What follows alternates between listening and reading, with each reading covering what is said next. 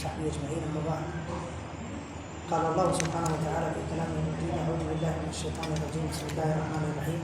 أمن خلق السماوات والأرض وأنزل لكم من السماء ماء فأنبتنا به حدائق ذات بهجة ما كان لكم أن تنبتوا شجرها أإله مع الله بل قوم يعدلون. قسم کی تعریف اللہ عز و جل کے لیے. درود و سلام اللہ کی تمام انبیاء کرام علیہم الصلوۃ والسلام پر، خصوصاً ہمارے اور آپ کے آخری نبی جناب محمد رسول اللہ صلی اللہ علیہ وسلم پر. محترم حاضرین، آج اللہ کے فضل سے سورہ نمل کے آخری حصے کی تلاوت کی گئی، سورہ قصص کی تلاوت کی گئی اور سورہ عنکبوت کی تلاوت کی گئی. ہمارے سامنے یہی 3 صورتیں ہیں خلاصہ تفسیر کے لیے. دیکھیں، کل ہماری یہ بات چل رہی تھی کہ سورہ نمل میں اللہ عز و جل نے حضارہ کو، قوم کو ترقی دینے کے لیے جو اسباب ہیں ان اسباب کو اللہ عز و جل نے بتایا ہے. بعض اسباب ہم نے آپ کے سامنے رکھے تھے. آج چونکہ سورہ نمل کا آخری حصہ پڑھا گیا ہے، لہٰذا انشاءاللہ العزیز اس کے بعض اسباب کو مکمل کر کے ہم آگے بڑھیں گے. کل جن اسباب کا تذکرہ کیا گیا تھا ان میں ایک یہ کہ علم ہونا چاہیے، دوسرا یہ کہ اس علم کو آگے پھیلانا چاہیے، تیسرا یہ کہ لغات بہت ساری اللہ رب العالمین نے بنائی ہیں، ان لغات کو سیکھنا چاہیے، چوتھا یہ کہ جو الیکٹرانک میڈیا، پرنٹ میڈیا وغیرہ ہے، ان کا استعمال کرنا چاہیے قوموں کو ترقی دینے کے لیے. آج میرے بھائیو، بزرگوں اور دوستوں، جو چیزیں وارد ہوئی ان میں سے ایک یہ کہ قوموں کی ترقی کے لیے ان کا ایک رئیس ہونا چاہیے، سردار ہونا چاہیے، اور ساتھ ہی ساتھ قوم کا ایک مضبوط نظام ہونا چاہیے، ایک ادارہ ہونا چاہیے جس کے تحت وہ قوم چلائی جائے یا وہ ادارہ چلایا جائے. اللہ رب العالمین آپ کے ساتھ خیر فرمائے. اللہ رب العالمین نے اس کو ایک بہترین معجزے یا ایک بہت بہترین مثال نمل کی مثال کے ذریعے اللہ عز و جل نے بتایا ہے. چنانچہ آپ دیکھیں دو چیزوں کے ذریعے بتایا. ایک تو نمل کی مثال کے ذریعے، یعنی چونٹی کی مثال کے ذریعے. چنانچہ چونٹی ایک ایسی قوم ہے جو انتہائی مہذب قوم ہے اور انتہائی منظم اور مرتب قوم.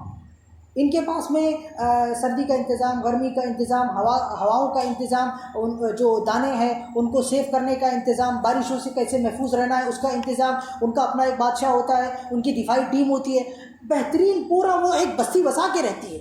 اللہ رب العالمین نے تنظیم و ترتیب میں نمل کی مثال کو ہمارے سامنے رکھا. تو قوموں کی ترقی کے لیے تنظیم ترتیب ضروری ہے. ایسے ہی ایک اور ذریعہ جس کے ذریعے اللہ رب العالمین نے تنظیم و ترتیب کو بتایا، وہ حضرت سلیمان علیہ السلام کا نظام تھا. حضرت سلیمان علیہ السلام کے لشکر میں آپ دیکھیں، انسانوں کا لشکر الگ ہے، جانوروں کا الگ ہے، چرندوں کا الگ ہے، پرندوں کا الگ ہے، درندوں کا الگ ہے. ایک ایک چیز کی حضرت سلیمان علیہ السلام نے ترتیب بنائی ہوئی تھی. اسی لیے حضرت سلیمان علیہ السلام ان میں سے ہر ایک گروہ کے تفقد کے لیے، جانچ کے لیے جایا کرتے تھے. ایک مرتبہ جب گئے تو پرندوں میں سے ہدہد پرندے کو غائب پایا. مثال اللہ رب العالمین نے ذکر کی ہے کہ کیسے حضرت سلیمان علیہ السلام نہ صرف تنظیم و ترتیب دیا کرتے تھے بلکہ تنظیم و ترتیب کو برقرار رکھنے کے لیے پوری کوشش بھی کیا کرتے ہیں.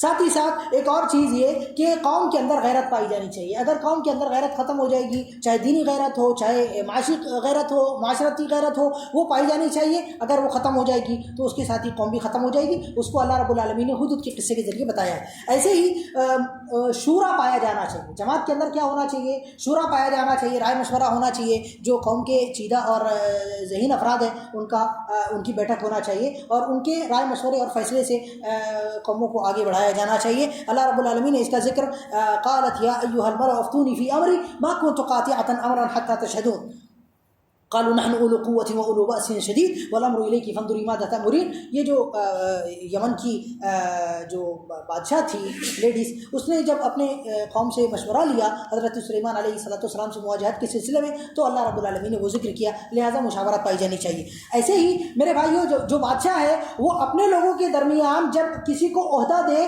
تو وہ عہدے قربت کی بنیاد پہ یا یہ کہ رنگ و نسل کی بنیاد پہ یا پیسے کی بنیاد پہ یا دیگر جاہلی بنیادوں پہ تقسیم نہیں ہونا چاہیے، بلکہ علم کی بنیاد پہ، صلاحیت کی بنیاد پہ، امانت داری کی بنیاد پہ تقسیم ہونا چاہیے. حضرت سلیمان علیہ السلام نے جب اس ملکہ کا تخت منگوانا چاہا تو حضرت سلیمان علیہ السلام نے یہ نہیں کہا کہ کون تم میں سے زیادہ میرے قریب ہے، نہیں، بلکہ حضرت سلیمان علیہ السلام نے کہا کہ تم میں سے کون زیادہ اس بات پر قادر ہے کہ وہ جلدی لے کے آئے گا. عفریت جن تھا، اس نے کہا کہ آپ کھڑے ہو کے بیٹھے، اسے پہلے لا کے دیتا ہوں.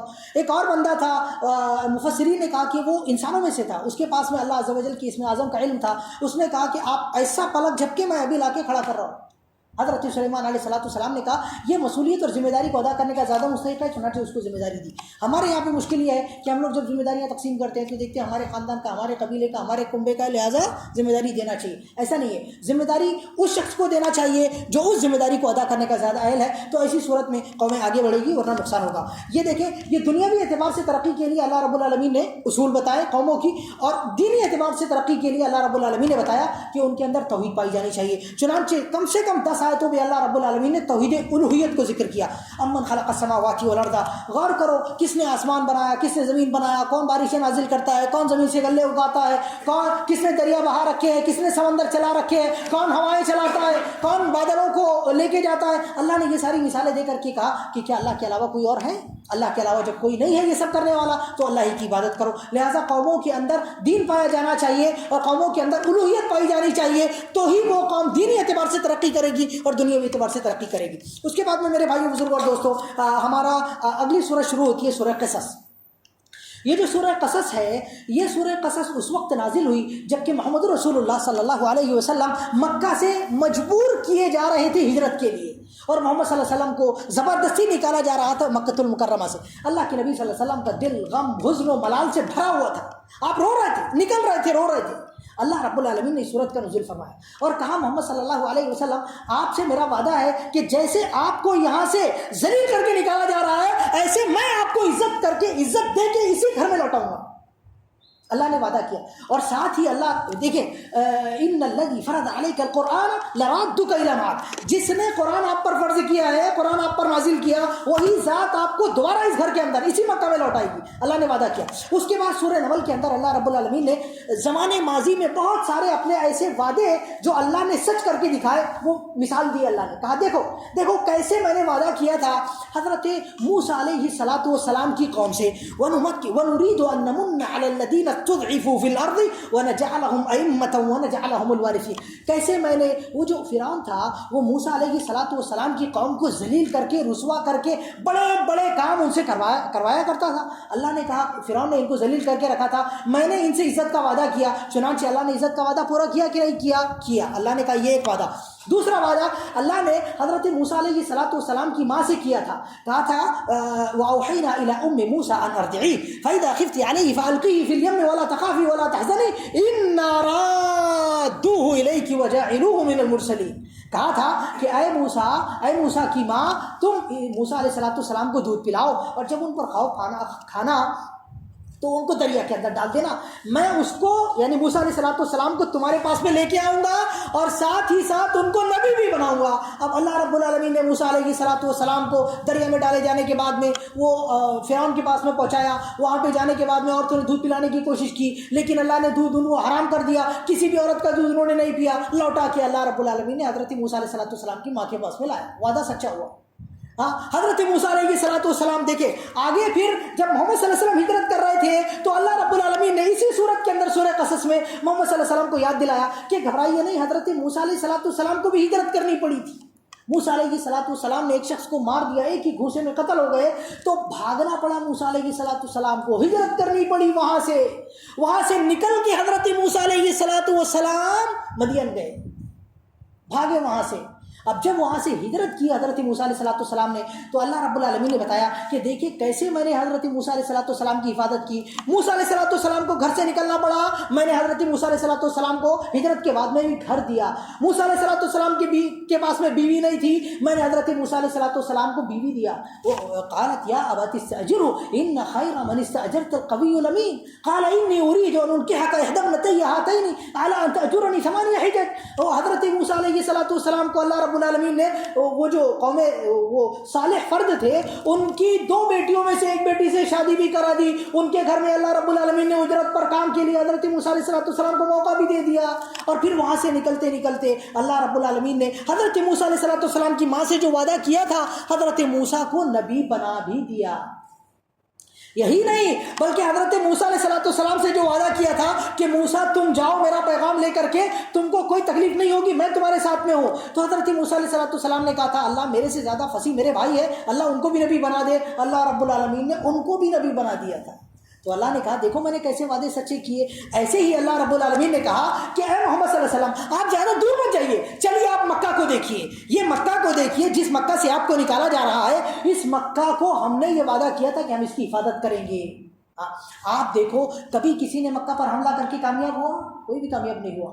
سب کو اللہ رب العالمین نے اس گھر پر حملہ کرنے والوں کو اللہ رب العالمین نے تباہ و برباد کر دیا. اللہ رب العالمین نے کہا وقالوا ان نتبع الهدى معك نتخطف من ارضنا اولم نمكن لهم حرما امنا يجبى اليه ثمرات كل شيء رزقا من لدنا ولكن اكثرهم لا يعلمون. اللہ رب العالمین نے کہا محمد صلی اللہ علیہ وسلم یہ مکہ کو دیکھو کیسے یہ چٹیل میدان ہے, لیکن اس کے باوجود ہماری حفاظت اور ہمارے وعدے کا نتیجہ یہ ہے کہ پوری دنیا کے ایک سے ایک بہترین سے بہترین پھل اٹھا کے یہاں لائے جاتے ہیں, لوگوں کو کھلائے جاتے ہیں. گوشت یہاں پہ ایک سے کوئی دن وہاں کوئی کھانا لوگوں کا ایسا نہیں جاتا جہاں گوشت کے بغیر کھانا کھاتے ہو. اللہ نے کہا یہ دیکھو کیسے ہم نے اس کی حفاظت کی, ہمارے گھر کی حفاظت کی. آپ کو اگر نکالا جا رہا ہے, آپ ہمارے نبی ہیں, ہم آپ کی حفاظت کریں گے اور ہم آپ کو دوبارہ اس گھر میں لائیں گے. اللہ نے اپنا وعدہ سچا کر دکھایا اور حضرت محمد صلی اللہ علیہ وسلم صرف 8 سال کے بعد میں دوبارہ مکۃ المکرمہ کے اندر فاتحانہ داخل ہوئے. اللہ نے وعدہ سچا کیا نہیں کیا. اور اللہ رب العالمین نے یہ بتایا کہ کافروں کو مشرکوں کو تھوڑا سا غلبہ اگر ملے گا, تھوڑے دن ان کو مہلت اگر مل جائے گی تو اس سے ڈرنے کا نہیں, گھبرانے کا نہیں. حق تمہارا ہے اور تم حق پر ہو اور غالب تم ہی آؤ. ٹھیک, ان کا دور آیا, تمہارا زمانہ آئے گا, گھبرانے کی ضرورت نہیں ہے. اس کے بعد میں ہماری اگلی سورت شروع ہوتی ہے میرے بھائیوں, سورۃ العنکبوت. سورۃ العنکبوت, اس سورت کو اگر ہم سورۃ الفتن کہیں تو کوئی بعید بات نہیں ہے. اس سورت کے اندر اللہ رب العالمین نے مومنوں کو یہ بتایا کہ دیکھیے مومنوں مسلمانوں, فتنوں سے گھبرانے کا نہیں ہے. فتنوں کے بغیر آپ کی زندگی کا کوئی تصور نہیں ہے. ہم فتنوں سے آپ کو آزمائیں گے, اور فتنوں سے آزمانا آپ کو دراصل پریشان کرنے کے لیے نہیں ہے, وہ دراصل آپ کو گناہوں سے پاک کرنے کے لیے, وہ دراصل آپ کو درجات جنت میں بلند سے بلند اعلیٰ سے اعلیٰ دینے کے لیے, اور وہ دراصل آپ کو آپ کے ایمان کو تازہ کرنے کے لیے, کیونکہ ایمان کا بھی کپڑا ایسے ہی بوسیدہ ہو جاتا ہے جیسے ہمارا کپڑا بوسیدہ ہو جاتا ہے. تو اللہ رب العالمین فتنوں کے ذریعے آزماتا ہے. اللہ رب العالمین نے فرمایا وَلَقَدْ فَتَنَّا الَّذِينَ مِن قَبْلِهِمْ فَلَيَعْلَمَنَّ اللَّهُ الَّذِينَ صَدَقُوا وَلَيَعْلَمَنَّ الْكَاذِبِينَ. ہم نے تم سے پہلے کے لوگوں کو بھی آزمایا, کیا ہم تم کو چھوڑ دیں گے؟ ہم تم کو بھی آزمائیں گے. اس کے بعد میں میرے بھائیو اللہ نے بہت ساری مثالیں کی بتائی اور فرمایا کہ دیکھو جو جتنا زیادہ ایمان میں مضبوط ہوگا فتنے اس کے پاس میں اتنے زیادہ آئیں گے. چنانچہ اللہ نے ذکر کیا کہ انبیاء کرام علیہ السلام کو سب سے زیادہ آزمایا جاتا ہے.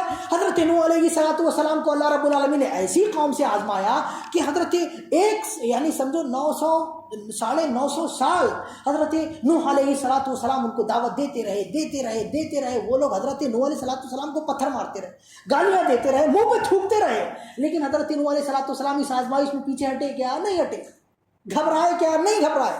آگے اللہ رب العالمین نے حضرت زکریا علیہ السلام کا, حضرت لوط علیہ السلام کا, ایسے انبیاء کا ذکر کیا جن کی قوموں نے ان کے قتل کی سازش کی. بعض نبیوں کو تو یہ تنے کے اندر درخت کے بیچ میں رکھ کے کاٹ دیا, لیکن وہ پیچھے نہیں ہٹے. حضرت لوط علیہ السلام کے گھر میں آ کے رات میں بولا کہ آج رات کو ان کا صفایا کر دیں گے 4-5 لوگ مل کے, لیکن کوئی فائدہ نہیں ہوا, وہ اپنی جگہ پر برقرار رہے. اور اللہ رب العالمین نے اس کے بعد میں بتایا کہ دیکھو فتنے آئیں گے, لیکن فتنوں سے بچنے کے لیے تمہارے پاس میں چند راستے ہیں. وہ راستے کیا ہے؟ اتل ما اوحی الیک من الکتاب واقم الصلاۃ ان الصلاۃ تنہی عن الفحشاء والمنکر ولذکر اللہ اکبر. کیا کرنا ہے؟ اللہ کے کلام کی تلاوت کرنی ہے, حفظ کرنا ہے, اس پر عمل کرنا ہے, اس کی طرف دعوت دینا ہے. دوسرا یہ کہ نماز قائم کرنی ہے. تیسرا یہ کہ اللہ رب العالمین کے ذکر کا اہتمام کرنا ہے. چوتھا یہ کہ والذین جاہدوا فینا لنہدینہم سبلنا, اللہ کے راستے میں جتنا ہو سکے ہے جہاد کرنا ہے, کوششیں کرنی ہے, عمل کرنا ہے. انشاءاللہ العزیز باذن اللہ آپ کا ساتھ دے گا, اللہ آپ کی مدد فرمائے گا. اور فتنوں سے اللہ رب العالمین آپ کو دنیا میں آخرت میں ہر جگہ فائز المرام ہو کر نکالے گا. اللہ رب العالمین ہم سب کو نیک توفیق عطا فرمائے, ہمارے گناہوں کو معاف فرمائے. آمین. وآخر دعوانا ان الحمد للہ رب العالمین. والسلام علیکم ورحمۃ اللہ وبرکاتہ.